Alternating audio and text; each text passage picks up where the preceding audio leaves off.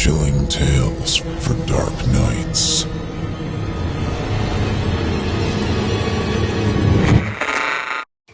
The following performance is a first-round entry in the 2018 evilidol voice acting competition, in which you, the listener, get to help decide who wins. I'm Jonathan West, winner of the 2017 evilidol competition, and I'll be your host as all of us help decide who will be crowned the next monarch of the macabre. Voting is easy. If you'd like to see tonight's featured contestant move on, simply log into your YouTube account and click the thumbs up icon, or give them a thumbs down if you'd rather they not. Voting on this entry will last for 1 week only, so don't delay. Want to spread the word about evilidol and tonight's contestant? Share this video on social media and include the hashtag evilidol2018. For myself and the creative team behind Chilling Tales for Dark Nights, good luck to all of our contestants, and thank you, listener, for helping us to coronate this year's Tyrant of Terror.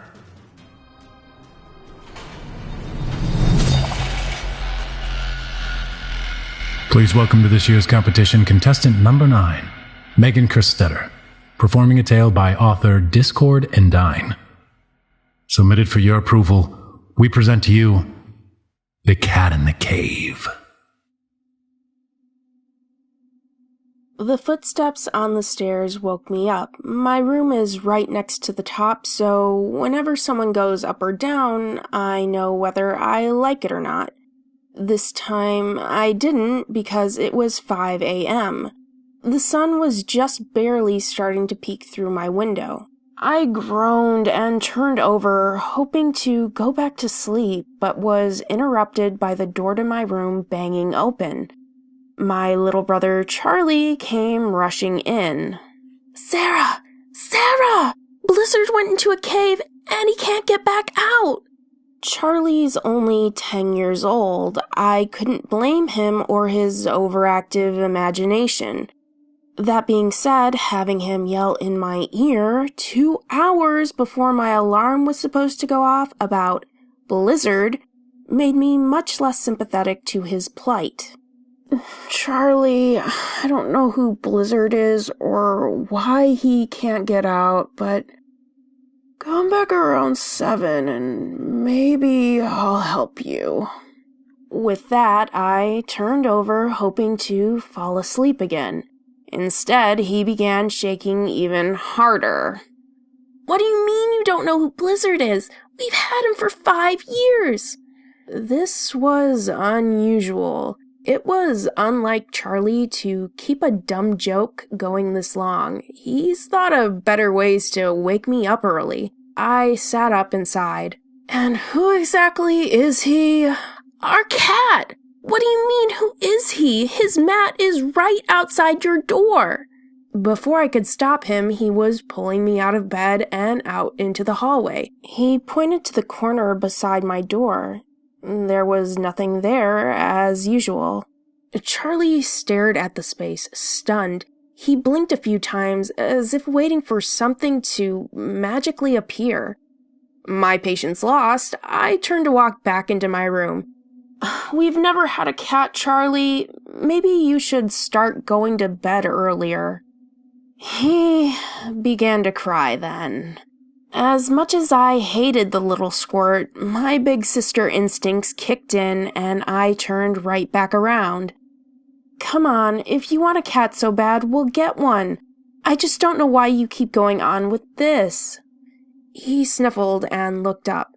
I woke up early this morning to get my science project started. Blizzard was in the backyard and I decided to follow him.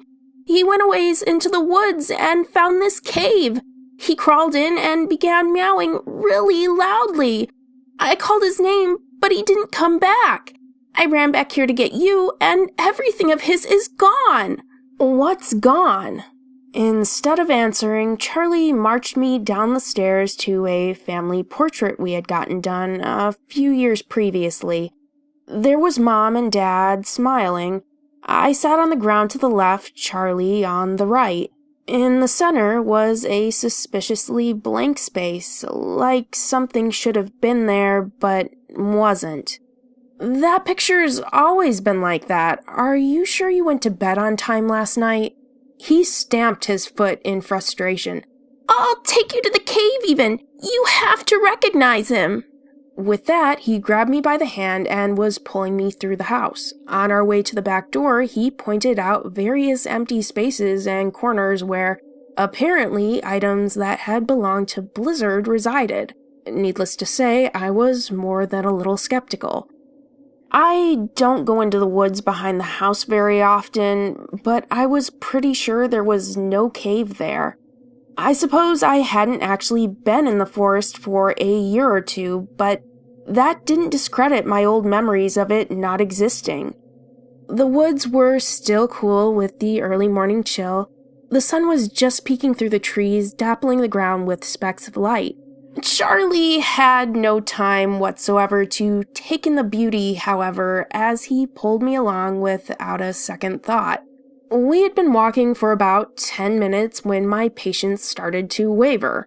"Charlie, if this is a joke and you got me out of bed at 5 on a Saturday morning for nothing, I'm gonna—" But I was cut off by a sudden gasp. "There it is!" Sure enough, the mouth of a small cave peeked out from the side of a tiny hill. The trees and shrubs grew so close beside it would be impossible to see if you weren't looking for it. As we stepped closer, I began to hear a faint yowling coming from somewhere inside. "I can hear him!" Charlie cried, letting go of my hand and running forward. I started after him, barely able to duck between the trunks fast enough to keep up.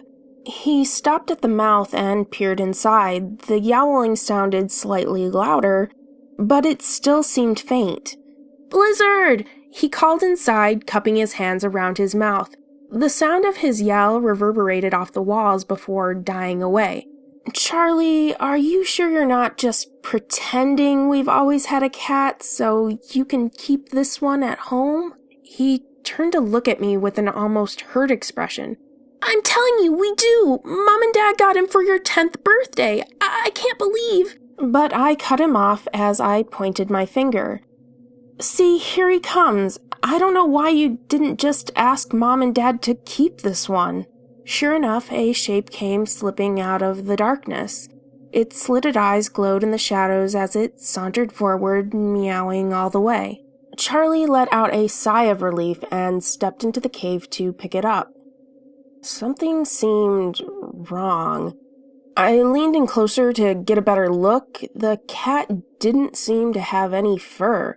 Was it hairless? Its skin looked too pink, almost spongy in places, and its tail. It trailed behind it into the darkness, reaching nearly 6 or 7 feet before it disappeared further into the shadows.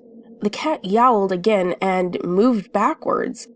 I don't mean it stepped back. It was physically pulled backwards like something was yanking on its tail from deep inside the cave.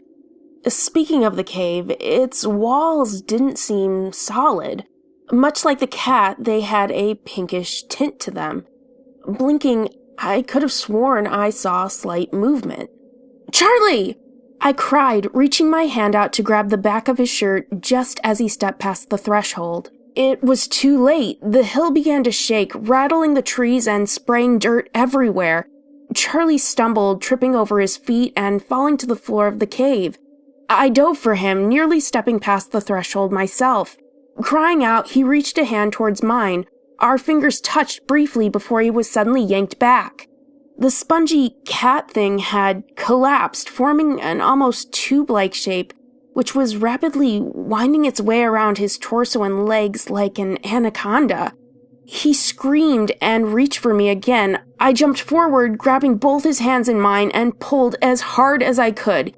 He scooted a few inches towards me, and I cried out in relief. Then, as if it had been a cruel joke, he was yanked backwards again with such force that I was thrown back to the threshold, landing hard on my hands and knees. By the time I had turned around, he was rapidly disappearing into the shadows, screaming all the way. More of the tendrils came then, rapidly streaking across the walls towards me like fast-growing vines. Some of them were featureless, others were barely recognizable pastiches of forest animals like deer, squirrels, and raccoons. I turned and ran out, gasping and coughing all the way. Moments after I had crossed the threshold, the area above the cave collapsed, burying the entrance in dirt and rocks. Something in my head snapped. Turning, I ran screaming down the path towards the house. I burst through the back door just as I saw Mom getting breakfast ready. Sweaty, dirty, and with tears running down my face, I must have looked quite a mess. "Sarah, what happened? Are you okay?" She dropped the bowl of eggs she had been stirring and ran over, putting an arm around me. I was barely able to cough out, "The cave! It ate Charlie! It took him! We have to go out and get him!" Instead of fear and concern, a look of puzzlement came over her face. "Sarah, dear, who are you talking about?" I coughed. "What do you mean? Charlie, my younger brother, your son." Mom gave me an incredulous look. "Why were you out in the woods? Did you hit your head? I have no idea what you mean." She got up and walked over to the medicine cabinet, rifling through it with great fever. "Advil, where's the Advil?" I looked at the picture hanging by the base of the stairs. It showed Mom and Dad sitting above, me on the floor on the left. On the right was nothing but empty space.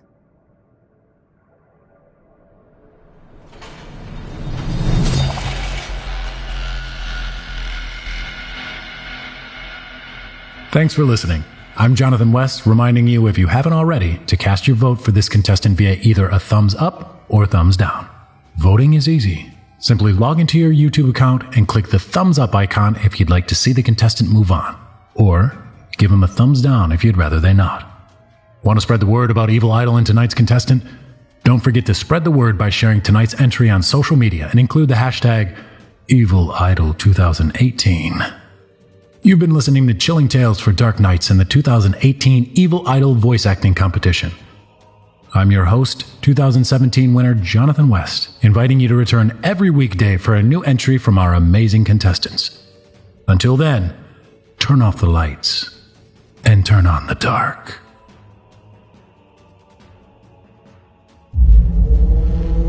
Chilling Tales for Dark Nights.